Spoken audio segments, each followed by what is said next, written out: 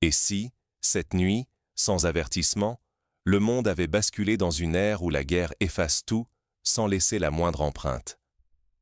Imaginez un instant. Une armée entière dissoute en un souffle, sans alarme, sans lumière, sans bruit, sans une seule lueur dans la nuit. Juste un vide soudain, un silence si dense qu'il fait frissonner jusqu'aux plus aguerris. C'est exactement ce qui vient de se produire en Ukraine. Une frappe au cœur des dépôts stratégiques, la même où se joue le destin d'une nation, et peut-être l'échiquier du monde entier. Aucun missile, aucune explosion retentissante. Les radars, censés tout voir, n'ont rien détecté. Les systèmes d'alerte sont restés inertes, sans la moindre anomalie. Et pourtant, en une seule nuit, la logistique militaire ukrainienne s'est volatilisée comme engloutie par un trou noir. Pas le moindre cratère, pas un débris, pas même la trace d'un ennemi sur les images satellites. Comme si tout avait cessé d'exister, effacé d'un simple coup de gomme cosmique. Les experts, désorientés, avancent une hypothèse effrayante. Une arme autonome, invisible, capable d'effacer la matière, les données et la mémoire en une fraction de seconde. Un tel outil dépasse tout ce que la science-fiction avait osé imaginer. Aucun système de défense, aussi sophistiqué soit-il, n'aurait pu l'arrêter. Ce n'est plus de destruction qu'il s'agit, mais d'un effacement pur, total. Comme si l'histoire elle-même avait été gommée, jusqu'à la dernière ligne de code, jusqu'au moindre souvenir numérique. Dans les états-majors, le silence est devenu glacial, presque irréel. L'incertitude s'est répandue plus vite qu'un virus mutant. Diplomates, généraux, analystes, tous retiennent leur souffle devant ce gouffre d'inconnu, où une seule frappe peut annuler la force d'une armée entière, effacer toute preuve, tout souvenir. Que reste-t-il à défendre? Comment se protéger d'une menace sans visage, ni avertissement? N'est-ce pas là la question qui traverse chaque esprit, du simple soldat au chef d'État? Le monde chancelle. Il ne s'agit plus seulement de la sécurité des États, mais de notre capacité à comprendre ce qui est réel, de ne plus savoir distinguer la fiction de la réalité. La peur de l'invisible s'insinue partout. Les règles de la guerre, bâties sur des siècles de conventions, ont été réécrites par une main anonyme, algorithmique. Plus personne ne sait où s'arrête la paix, où commence le néant. Nous vivons désormais dans un monde où la frontière entre sécurité et chaos s'estompe. Mais comment en est-on arrivé là? Pourquoi cette attaque est-elle si radicale, si inquiétante? Pour comprendre, il faut remonter aux premiers signes et déchiffrer ce qui distingue la frappe du jour zéro de toutes les offensives que le monde a connues. Il ne s'agit pas ici d'une simple escalade, mais d'un bouleversement comparable à ceux qui ont marqué l'histoire humaine. L'invention de la poudre à canon, la bombe atomique, la cyberguerre. Chaque fois, un saut technologique bouleverse les équilibres et remet en question la survie même des sociétés. Pour saisir l'ampleur de cette révolution, revenons aux heures précédant l'effacement et suivons les indices laissés derrière le silence.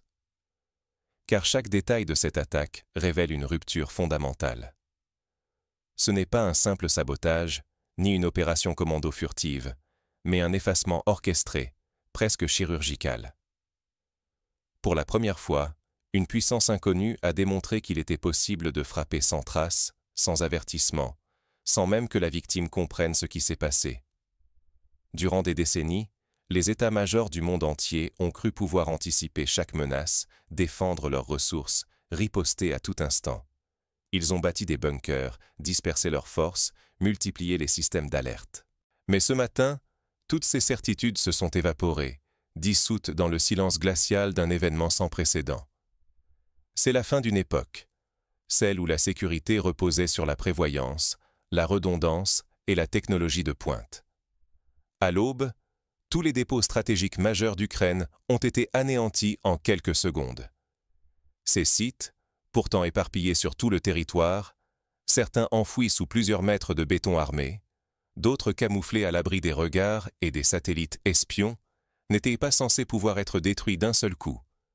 Pourtant, rien n'a subsisté, ni bunker, ni réserve, ni même la moindre trace logistique de ce qui formait le cœur d'une armée moderne. Un tel exploit, comparé à l'histoire militaire, surpasse même les attaques les plus audacieuses. le raid de Pearl Harbor, la Blitzkrieg, l'opération Barbarossa. Mais ici, il n'y avait ni chars, ni avions, ni bombes. Seulement le vide. Aucune défense n'a réagi. Les radars terrestres sont restés muets, les satellites n'ont rien vu, les réseaux électroniques n'ont rien détecté. L'attaque s'est déroulée dans un vide absolu. Aucune alerte, aucun signal, aucune signature, comme si la menace avait surgi d'un autre monde ou d'une dimension parallèle. Imaginez une banque, dotée des coffres les plus sophistiqués, dont le contenu serait aspiré sans que la moindre serrure soit forcée, sans même un souffle d'air déplacé. Les premières analyses convergent. Une seule munition, dotée d'une intelligence artificielle autonome, a suffi. Ce projectile unique, piloté par un algorithme inconnu, a corrigé sa trajectoire en temps réel, analysant l'environnement à chaque microseconde. Il a contourné, neutralisé et ignoré toutes les défenses, actives comme passives, sans jamais laisser la moindre empreinte exploitable. C'est une rupture absolue avec la logique des frappes conventionnelles, où la supériorité du nombre ou de la force brute faisait la différence. Désormais, c'est la maîtrise de l'invisible, de l'algorithme, qui prime. Les conséquences ont été stupéfiantes. Non seulement tout a été détruit physiquement, mais toute trace électronique a aussi disparu. En une nuit, communication militaire, système de navigation, réseau crypté, dispositifs de localisation, tout s'est tu, plongé dans un silence absolu. Plus rien ne transmettait, plus rien ne répondait. Pour la première fois de l'histoire, une armée moderne s'est retrouvée aveugle, sourde, muette, isolée dans l'espace numérique. Dans les centres de commandement, la panique a précédé l'information. Privés de tout flux de données, les responsables n'avaient plus aucun rapport, plus de contact fiable, plus d'écho du terrain.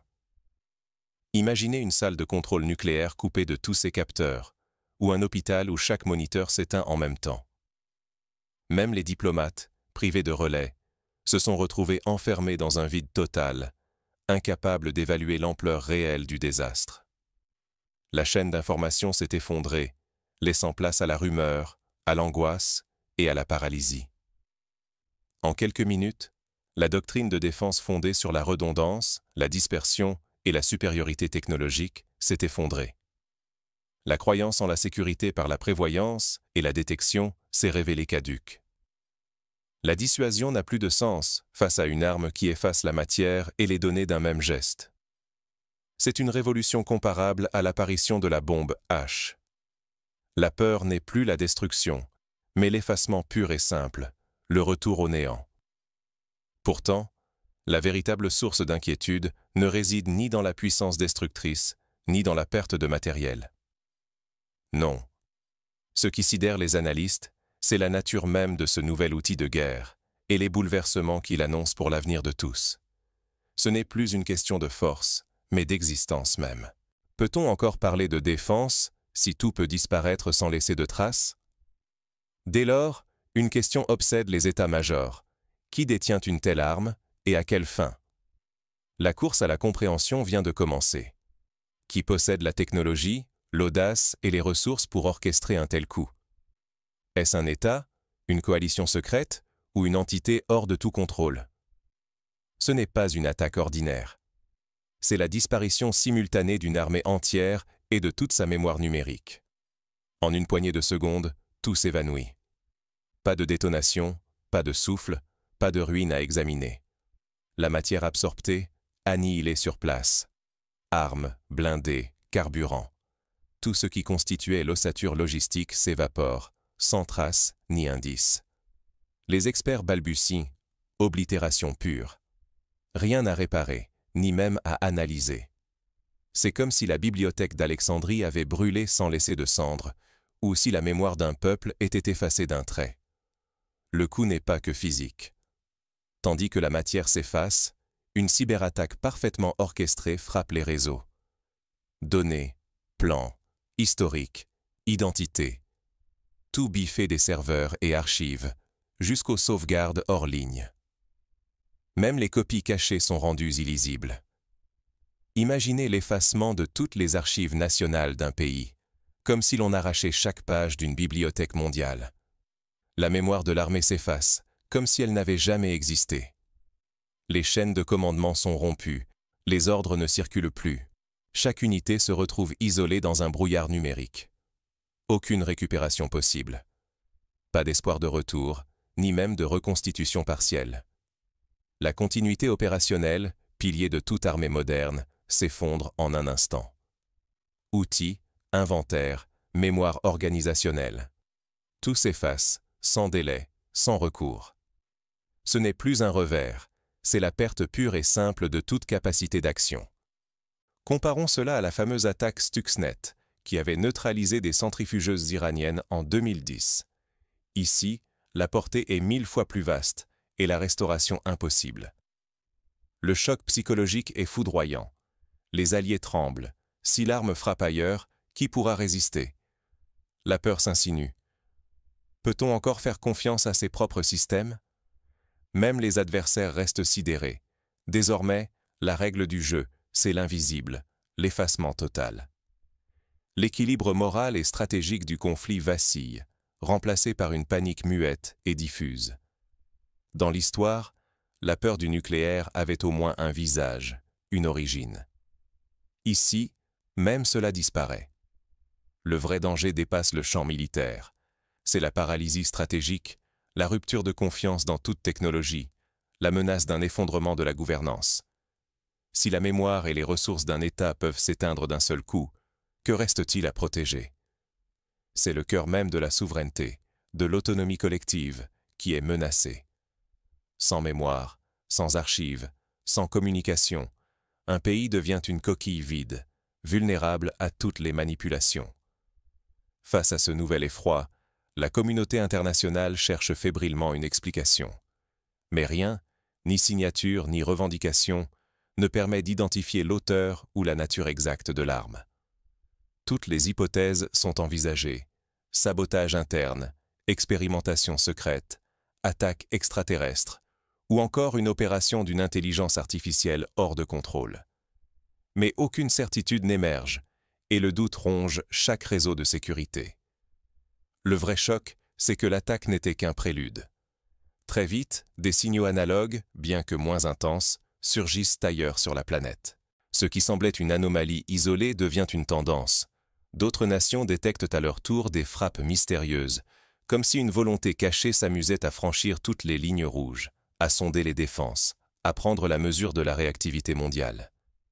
C'est le syndrome du domino. Ce qui commence en un point peut rapidement se propager partout.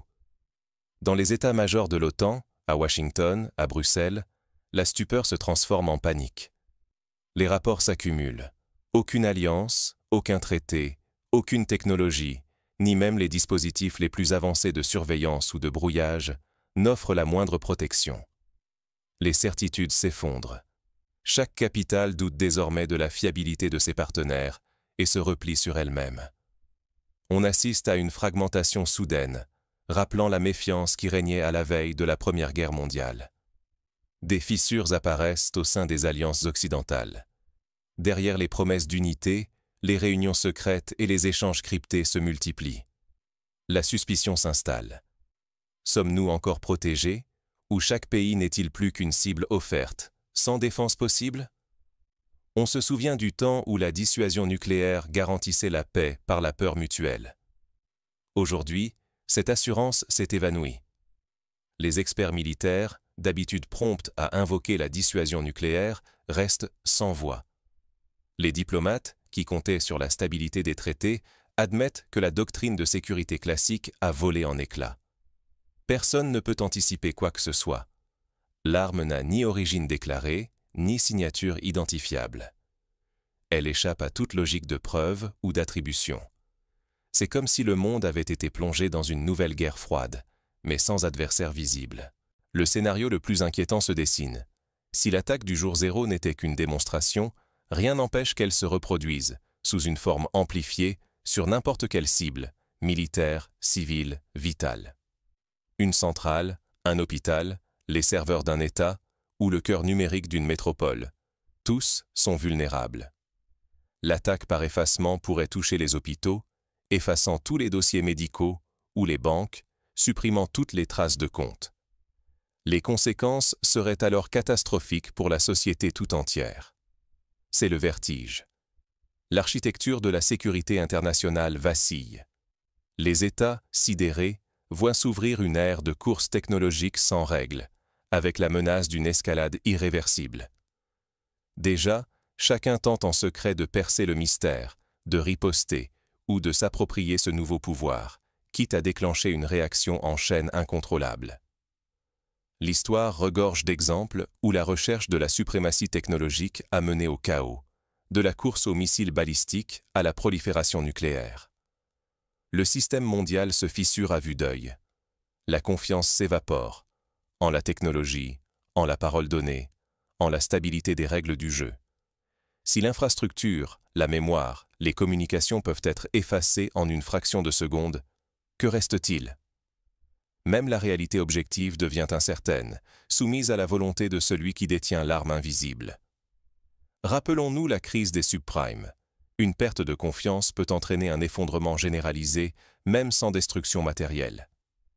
Face à cette aube incertaine, les grandes puissances hésitent, s'adapter, résister ou capituler.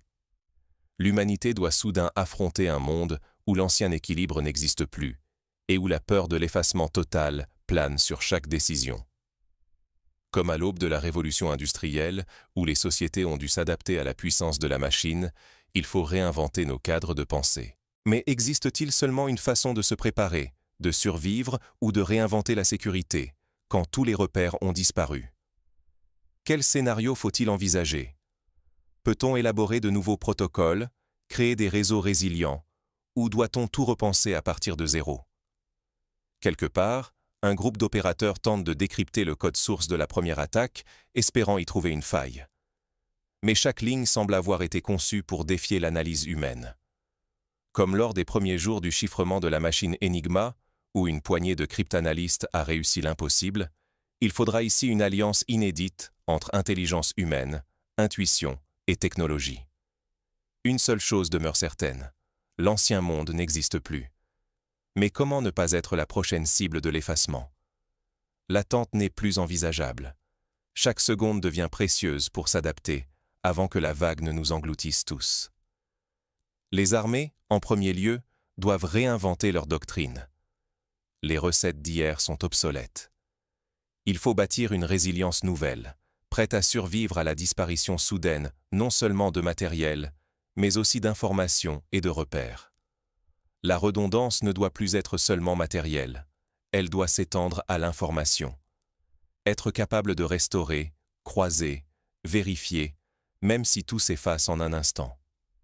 Par exemple, multiplier les copies physiques de plans stratégiques, recourir à des réseaux déconnectés ou former des unités capables d'opérer sans soutien numérique. La sécurité numérique se transforme en condition de survie. Protéger données, communication, mémoire collective. C'est l'autonomie à son niveau le plus fondamental. Mais le défi est plus vaste. Il s'agit de maîtriser l'intelligence artificielle. Non pas simplement la développer, mais garder la main sur ses usages, ses codes, ses limites. Laisser un algorithme agir sans contrôle, c'est risquer de tout perdre, sans comprendre comment ni pourquoi. C'est un avertissement similaire à celui qui, au début du XXe siècle, a entouré la maîtrise de l'énergie nucléaire. Sans garde-fou, le progrès devient menace. Dans ce monde où la réalité elle-même peut disparaître, la transparence et la vérification indépendante deviennent vitales. À chaque crise, demander des preuves, des audits, des contre-expertises est essentiel pour distinguer le vrai du faux. Sinon, la manipulation des perceptions peut causer plus de destruction qu'aucune arme visible. Les grandes entreprises et les États doivent s'engager à publier des rapports ouverts sur la gestion des risques, à inviter des experts indépendants à auditer leur système. L'histoire récente des fake news et des manipulations numériques montre que la confiance ne se décrète pas. Elle se construit, pas à pas. Nous sommes à la croisée des chemins. L'urgence commande d'établir de nouveaux cadres internationaux. Qui contrôle les armes autonomes? Qui fixe les limites aux algorithmes de destruction? Le débat ne peut plus attendre. Il doit être éthique, politique, universel. car l'absence de règles, c'est ouvrir la voie à l'effacement arbitraire, à la guerre sans visage ni responsabilité. À l'image des conventions de Genève, il faut imaginer un protocole d'Helsinki pour l'ère numérique, où chaque acteur s'engage à respecter des limites claires. Chaque acteur, État, entreprise, citoyen, doit désormais s'interroger. De quoi dépend ma survie numérique? Puis-je restaurer mes systèmes si tout disparaît? Où sont mes faiblesses? La gestion du risque n'est plus un luxe, mais une nécessité vitale. Qui n'anticipe pas s'expose à tout perdre en une fraction de seconde. Les particuliers aussi doivent apprendre à sécuriser leurs données, à multiplier les sauvegardes, à ne pas dépendre d'un seul fournisseur ou d'un seul réseau. Sans adaptation, toute structure, militaire, civile, sociale, risque l'effacement à chaque instant, la perte de son autonomie et de sa mémoire. La guerre du jour zéro révèle la fragilité extrême de notre monde hyperconnecté. Il ne s'agit plus de se demander si cela peut arriver ailleurs, mais plutôt quand et qui sera frappé la prochaine fois. C'est une leçon d'humilité, un retour à la vulnérabilité originelle des sociétés humaines. Désormais, la ligne de front est partout et nulle part, chaque maillon de la société exposé à l'effacement. Reste à savoir qui osera inventer les nouvelles règles du jeu, et à quel prix. Comme lors de la naissance d'Internet, où tout semblait possible, mais où l'absence de règles a aussi permis la prolifération des cybermenaces, il faudra choisir innovation sans frein ou sécurité collective. L'effacement n'est jamais inévitable, tant que nous choisissons de comprendre et d'anticiper ensemble l'imprévisible. L'histoire nous enseigne que chaque grande menace a suscité une réponse collective, qu'il s'agisse de la création de la Croix-Rouge après les horreurs de Solferino, ou de la mise en place des Nations Unies après la Seconde Guerre mondiale. C'est dans la crise que se forge la résilience. À présent, nous franchissons un seuil inédit. Ce qui semblait autrefois relever de la science-fiction est devenu notre quotidien. Une arme autonome, insaisissable, capable d'anéantir infrastructures, données et repères en moins d'une seconde, sans trace ni avertissement. Face à ce pouvoir d'effacement total, l'équilibre du monde menace de s'effondrer. Mais, comme lors de l'apparition de la bombe atomique, la prise de conscience collective peut ouvrir la voie à une régulation mondiale. Faut-il céder à la peur? Non. Le vrai péril n'est pas la technologie, mais notre inertie face à l'urgence d'imaginer collectivement de nouveaux garde-fous.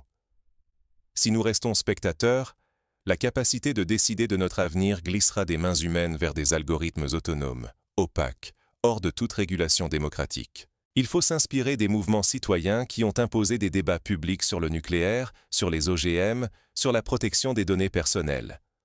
La tentation serait grande de détourner le regard, de croire que seuls les stratèges sont concernés. Mais ce qui se joue, c'est l'avenir de chacun. Stabilité mondiale, souveraineté, confiance dans la technique, et jusqu'à la définition de ce qui est réel. Perdre la maîtrise de ces socles, c'est s'exposer à voir la vérité s'effriter et l'action devenir impossible. C'est pourquoi chaque citoyen, chaque organisation, doit s'emparer du sujet, exiger des comptes, participer au débat.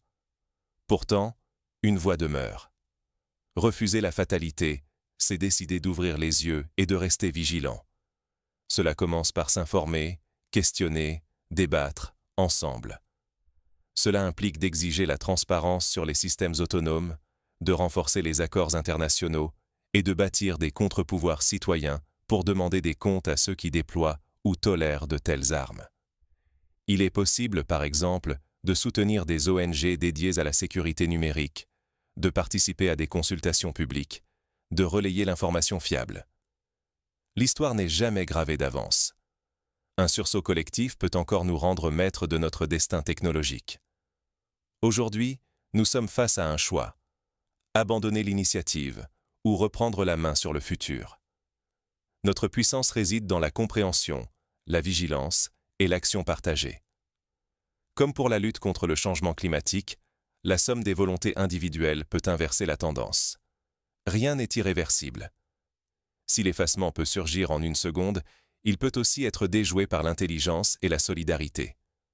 Restons lucides, préparons-nous, organisons-nous, pour que la prochaine onde de choc technologique ne nous anéantisse pas, mais serve l'intérêt commun.